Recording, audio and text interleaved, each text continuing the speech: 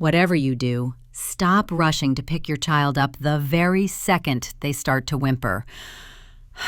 I know it sounds harsh, and I know your every instinct as a parent is screaming at you to swoop in and save them. But you are accidentally creating a psychological cage. You are building what child psychologists call learned helplessness, and it's the number one reason why your toddler won't let you leave the room for even 5 seconds without a complete meltdown. Here's the scary part.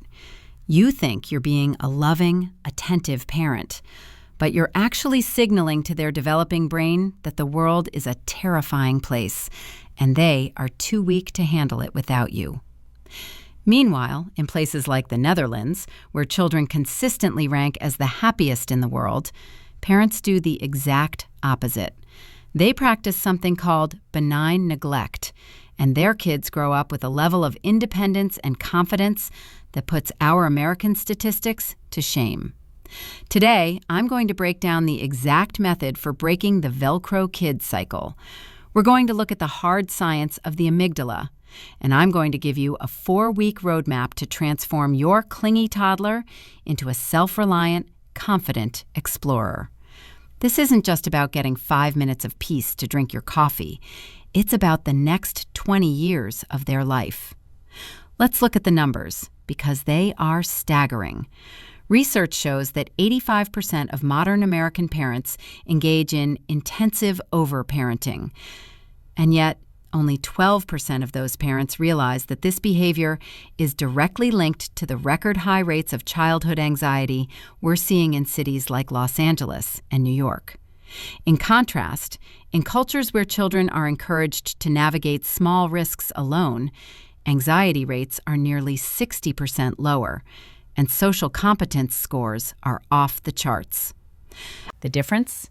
It's not that those parents love their kids less. It's that they use a different psychological framework. You've probably lived this situation 1,000 times. Imagine you're at a playground in Chicago. Your 3-year-old, let's call him Michael, trips on the rubber mulch. He's not hurt, just surprised. You immediately gasp, run over, and say, "Oh my God, Michael, are you okay? Come here, Mommy's got you." The result? Michael starts wailing. Not because he's in pain, but because your reaction told him he should be in pain. You've just reinforced the idea that he can't handle a minor stumble on his own. Or maybe it's situation 2. You're in your kitchen in Houston, trying to make dinner, and your daughter, Sarah, is tugging at your leg, screaming to be held. You say, "I'm so sorry, honey. Just 1 more minute. Mommy's almost done." But then you give in and pick her up because the guilt is too much. The result?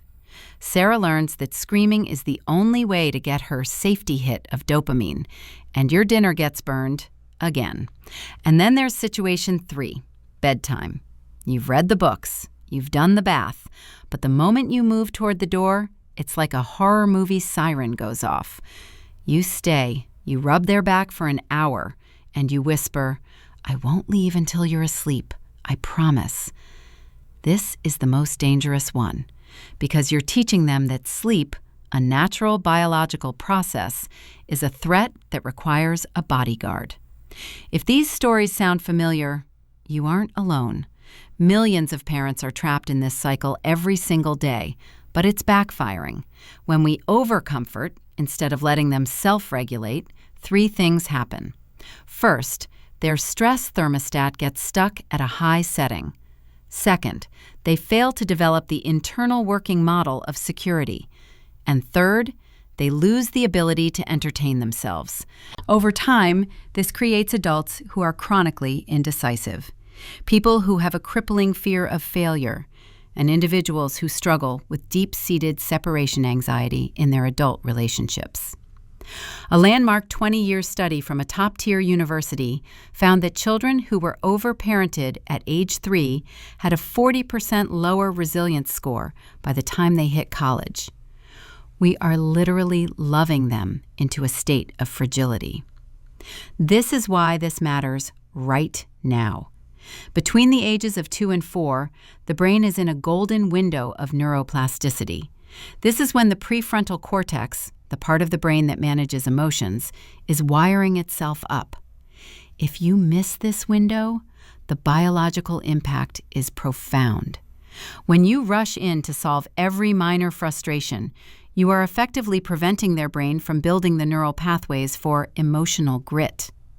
Think of it like a physical muscle. If you carry your child everywhere and never let them walk, their legs will never grow strong enough to support them. The same is true for their mind. If you are their only source of comfort, their emotional legs will atrophy.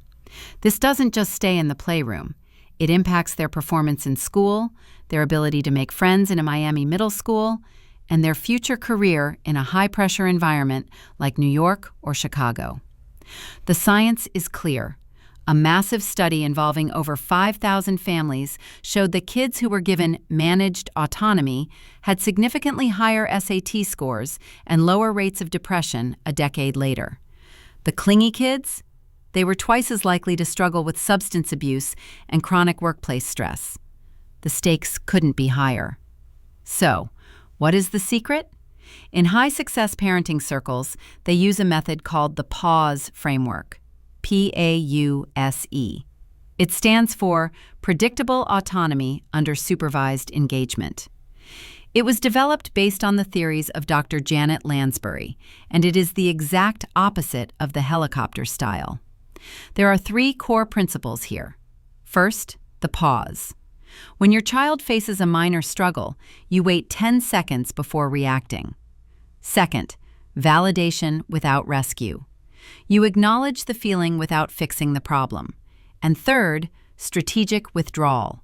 You slowly increase the physical distance between you and the child during play.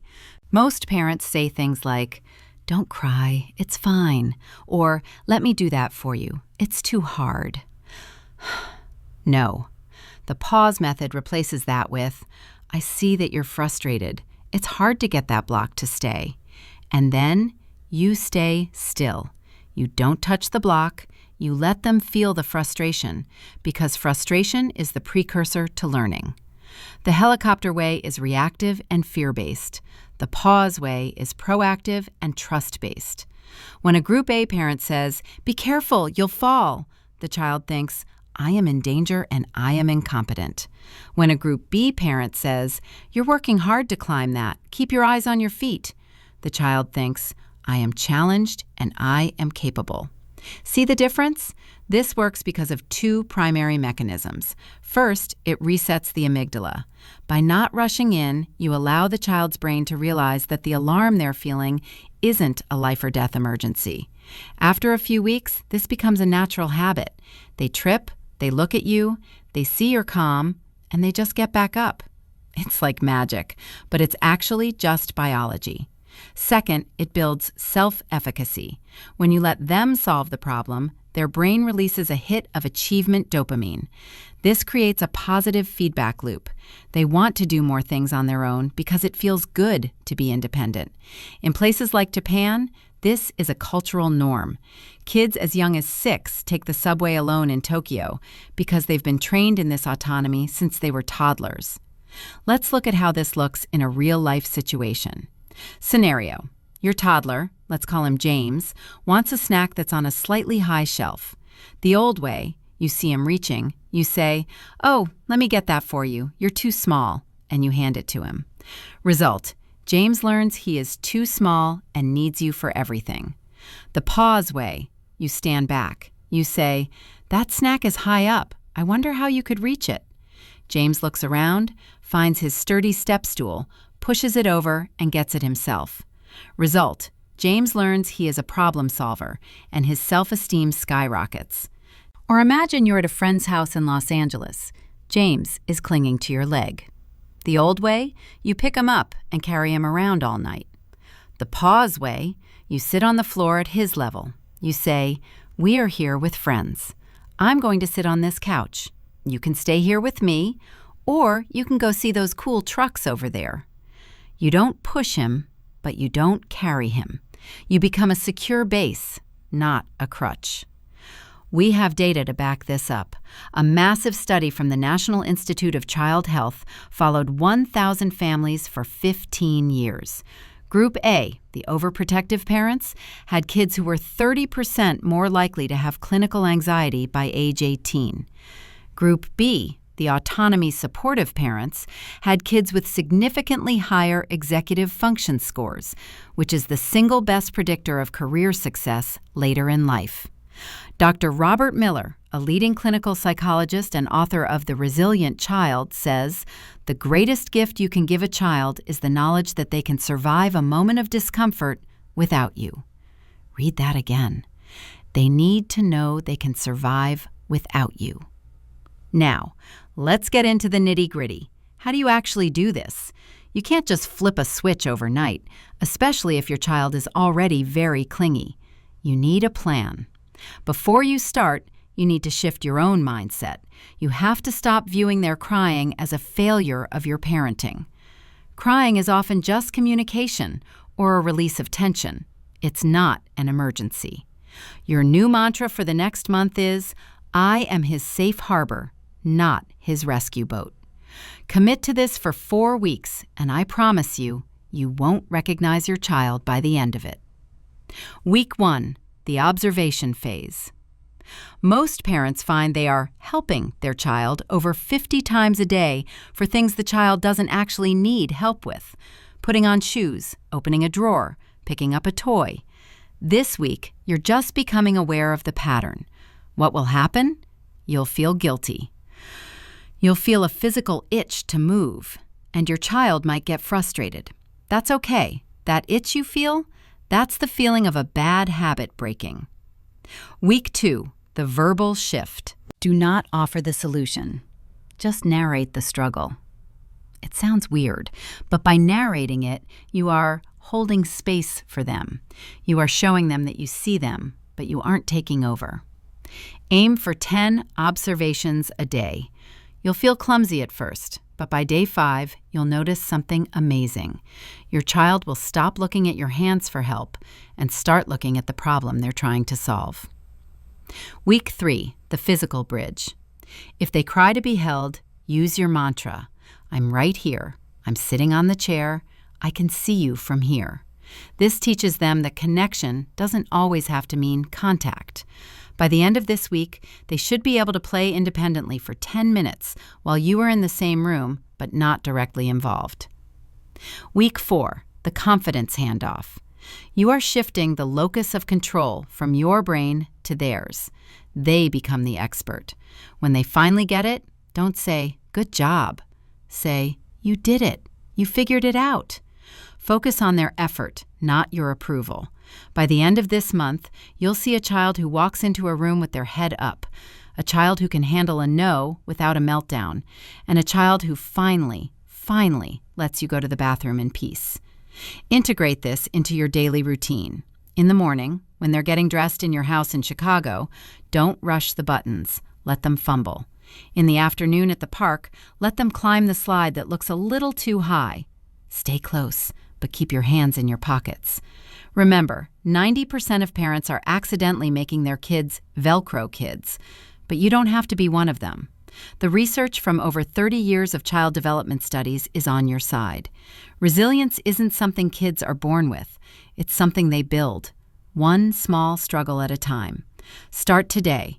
The very next time your child asks for something they can do themselves, just pause, count to 10, and see what happens.